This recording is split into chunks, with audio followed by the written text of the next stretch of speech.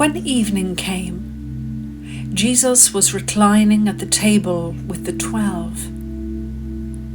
And while they were eating, he said, "Truly, I tell you, one of you will betray me."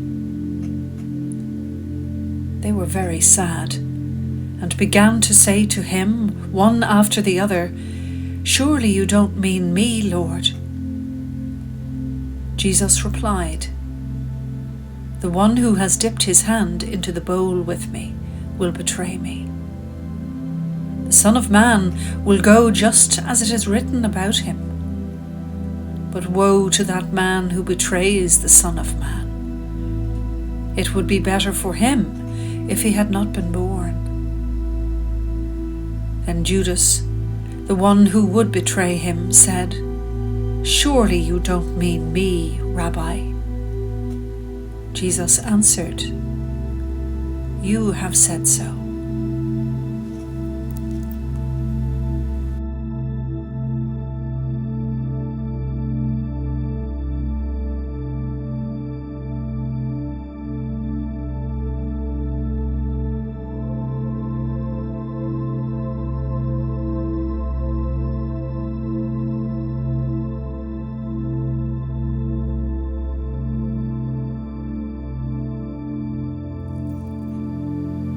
Then Jesus went with his disciples to a place called Gethsemane, and he said to them, "Sit here while I go over there and pray."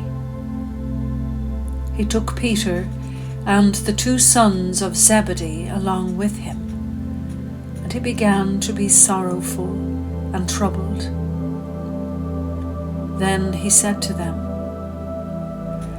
"My soul is overwhelmed with sorrow to the point of death. Stay here and keep watch with me." Going a little farther, he fell with his face to the ground and prayed, "My Father, if it is possible, may this cup be taken from me. Yet not as I will, but as you will." Then he returned to his disciples and found them sleeping.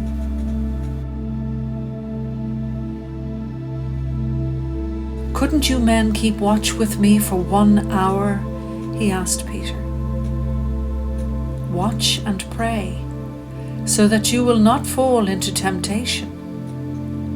The spirit is willing, but the flesh is weak." He went away a second time and prayed, "My Father, if it is not possible for this cup to be taken away unless I drink it, may your will be done." When he came back, he again found them sleeping because their eyes were heavy. So he left them and went away once more and prayed the 3rd time, saying the same thing. Then he returned to the disciples and said to them, "Are you still sleeping and resting? Look, the hour has come, and the Son of Man is delivered into the hands of sinners. Rise, let us go. Here comes my betrayer." While he was still speaking, Judas, one of the 12, arrived. With him was a large crowd armed with swords and clubs, sent from the chief priests and the elders of the people. Now the betrayer had arranged a signal with them. "The one I kiss is the man. Arrest him." Going at once to Jesus, Judas said, "Greetings, Rabbi," and kissed him. Jesus replied, "Do what you came for, friend." Then the men stepped forward, seized Jesus, and arrested him.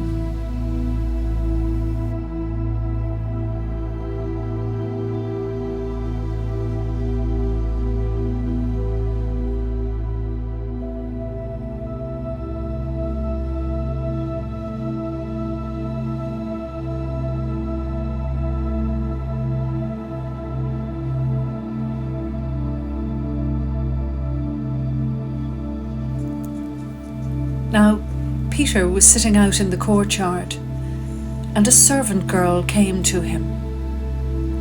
"You also were with Jesus of Galilee," she said.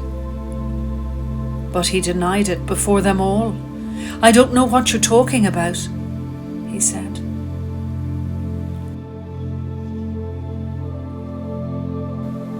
After a little while, those standing there went up to Peter and said, "Surely you are one of them. Your accent gives you away." Then he began to call down curses, and he swore to them, "I don't know the man." Immediately a rooster crowed. Then Peter remembered the word Jesus had spoken. "Before the rooster crows, you will disown me 3 times." And he went outside and wept bitterly.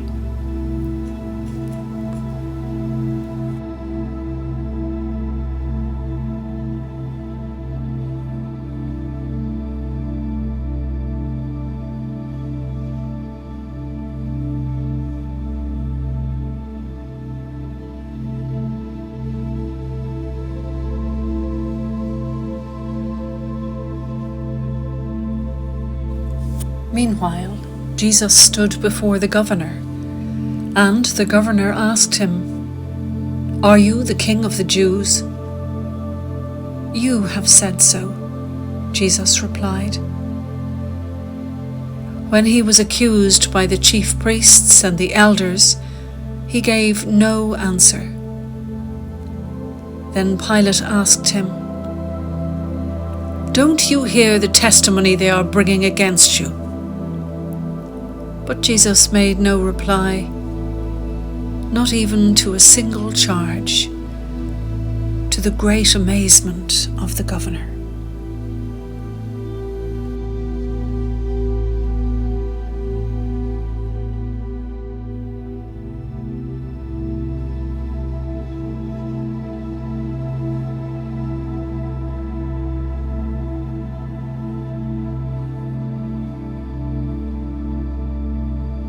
After they had mocked him, they took off the robe and put his own clothes on him.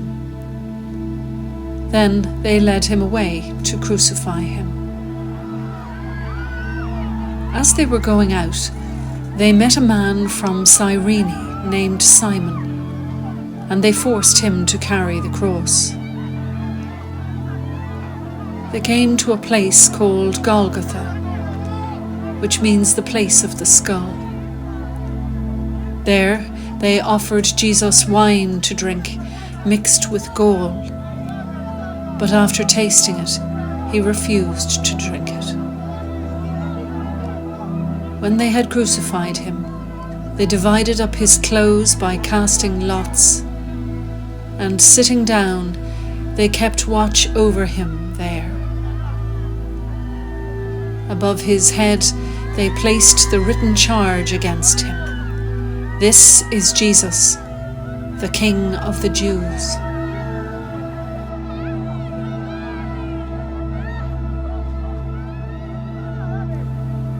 Two rebels were crucified with him, one on his right and one on his left. Those who passed by hurled insults at him, shaking their heads and saying, "You who are going to destroy the temple and build it in 3 days, save yourself. Come down from the cross if you are the Son of God." In the same way, the chief priests, the teachers of the law, and the elders mocked him. "He saved others," they said, "but he cannot save himself. He's the King of Israel. Let him come down now from the cross, and we will believe in him. He trusts in God. Let God rescue him now if he wants him. For he said, 'I am the Son of God.'"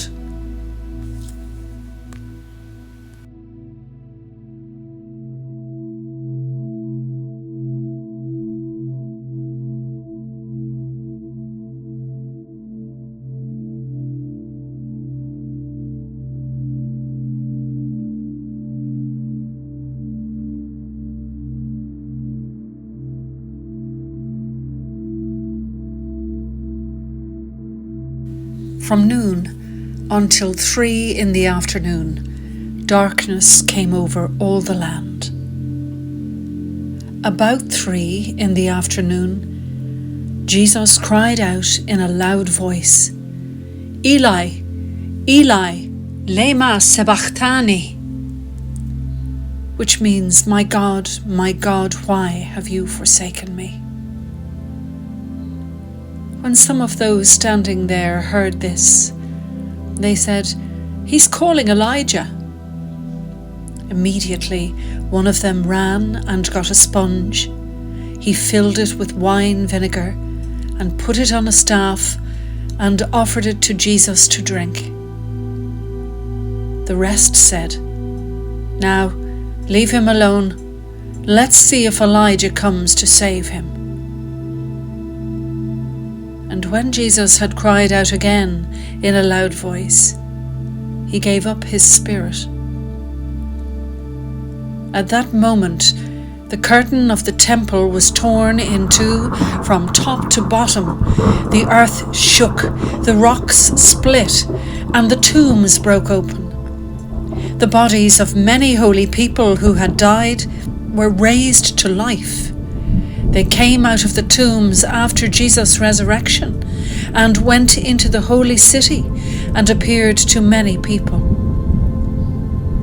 When the centurion and those with him who were guarding Jesus saw the earthquake and all that had happened, they were terrified and exclaimed, "Surely he was the Son of God."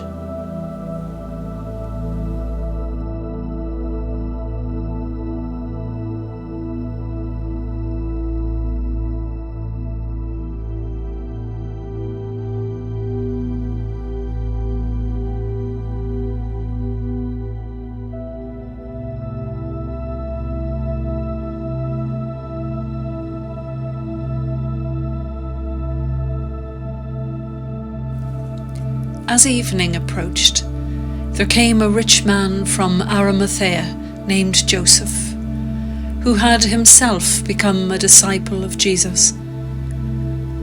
Going to Pilate, he asked for Jesus' body, and Pilate ordered that it be given to him. Joseph took the body, wrapped it in a clean linen cloth, and placed it in his own new tomb that he had cut out of the rock. He rolled a big stone in front of the entrance to the tomb and went away.